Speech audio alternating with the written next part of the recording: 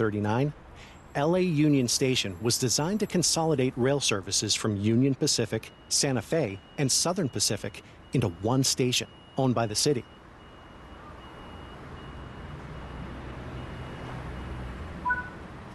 There's a missing route map over there. Fix that while you're here.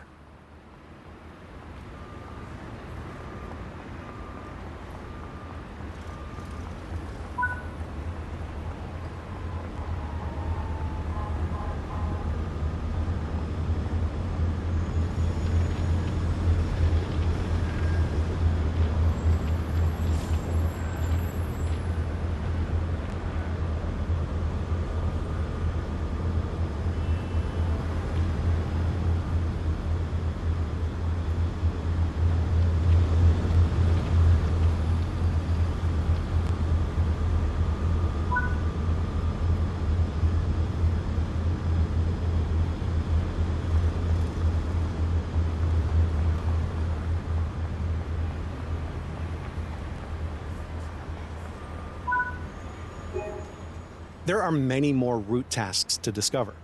Make sure to apply the route maps, put up the anniversary banners, hang up the hats, and visit the hot dog stands. Clark Smith, your shift supervisor, would like to speak with you.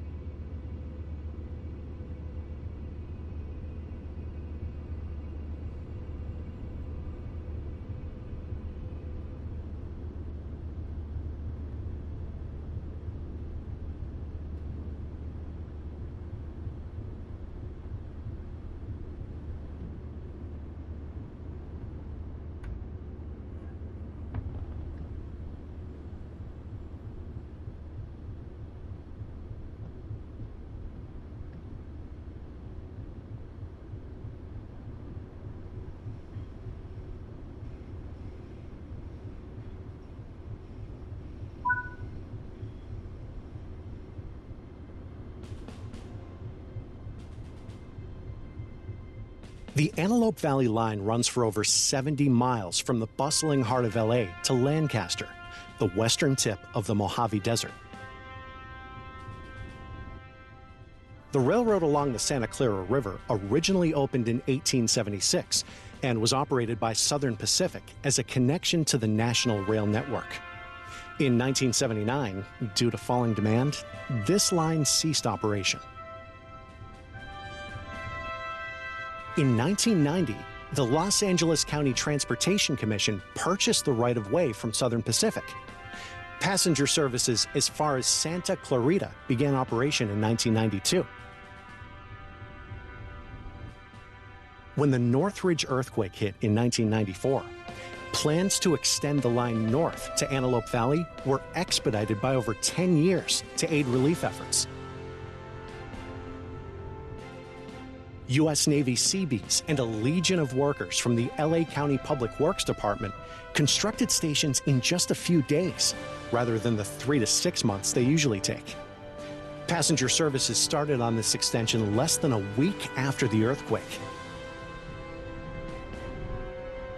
Today, this important commuter line carries over 5,700 people in and out of LA each day.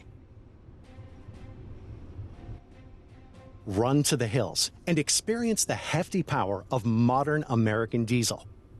Tackle the tough terrain of Californian canyons with the Antelope Valley Line, between the sprawling Los Angeles cityscape and the desert bushes of Lancaster, in almighty Metrolink traction. West Coast rails are yours to explore in Train Sim World, Antelope Valley Line.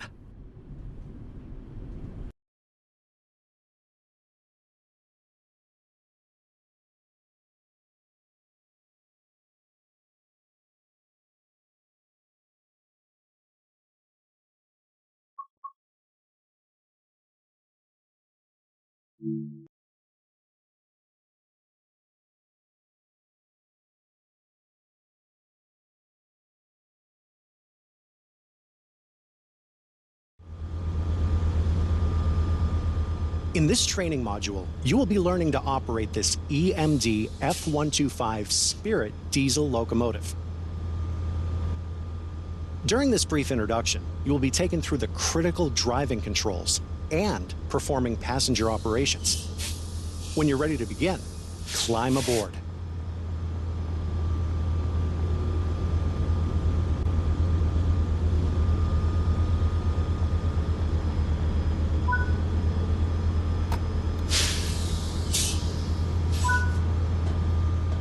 Sit in the engineer's seat.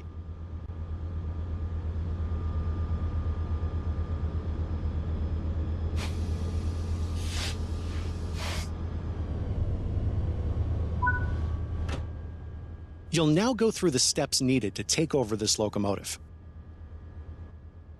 You will need to set the generator field switch. This needs to be enabled for the locomotive to generate power.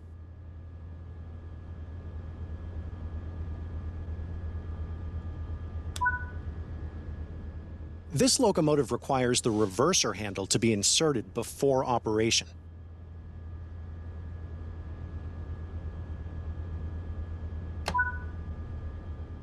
Switch the front headlights on. Regardless of the time of day or weather, all locomotives must have their headlights on.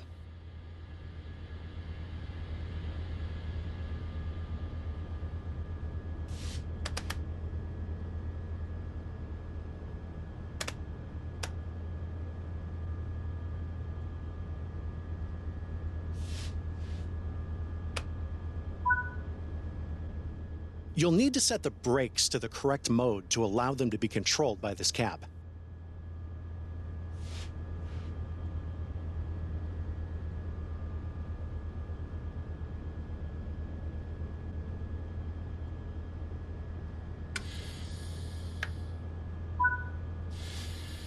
We can now begin loading.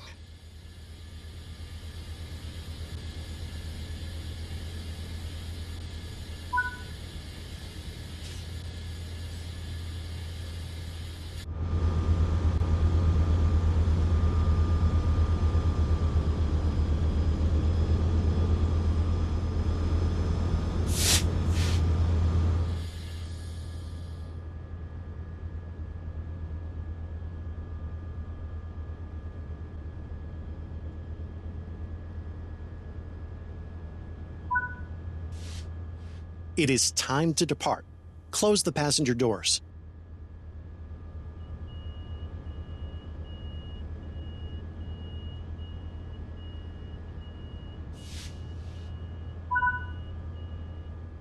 The reverser determines the direction of travel. The master controller controls both the throttle and dynamic brakes. Dynamic brakes use the locomotive's electric traction motors to generate resistance to reduce the wear of the brake pads. Apply a small amount of throttle.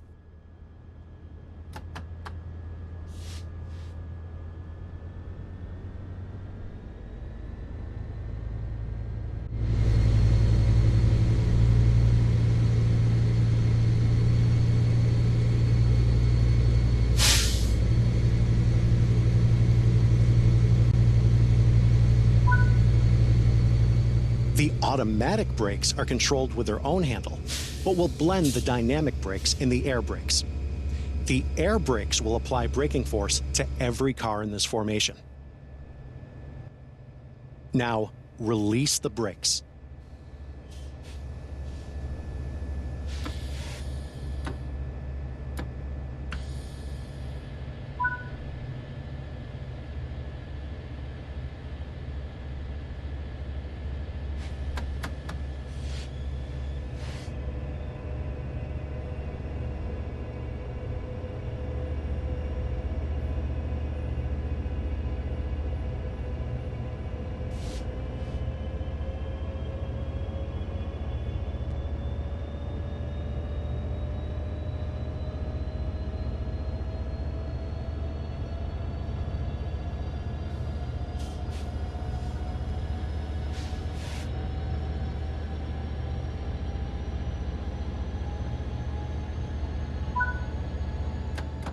Coasting is a method used. Keeping to speed limits is important. If you begin overspeeding, slow the train using the master controller's dynamic brake range. The EMD F125 is a passenger locomotive manufactured by Electromotive Diesel for the North American market. It's powered by a Caterpillar C127 20V20 diesel engine, rated at 4,700 horsepower, and is capable of speeds up to 125 miles per hour. When it launched in 2017, it was the first new passenger locomotive in North America in 15 years. To date, 40 have been produced, all of which were supplied to Metrolink.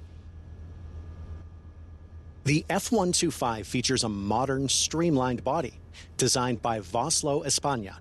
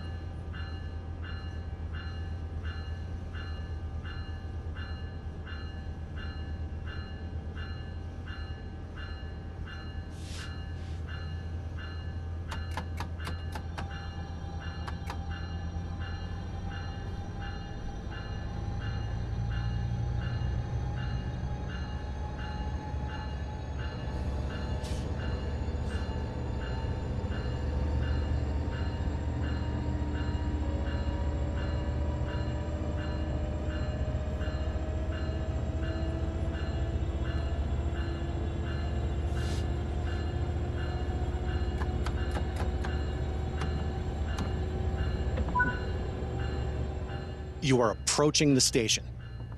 Begin applying a small amount of braking force using the automatic brake to bring the train to a gentle stop.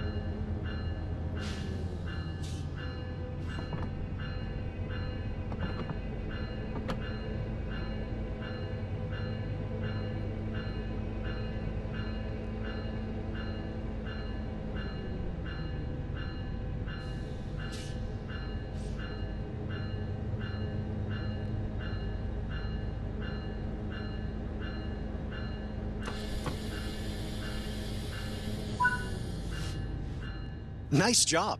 The train has safely come to a stop. You can now begin loading.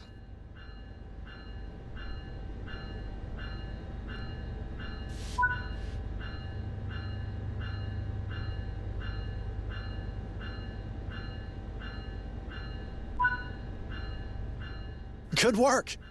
That concludes all the basics of operating this train.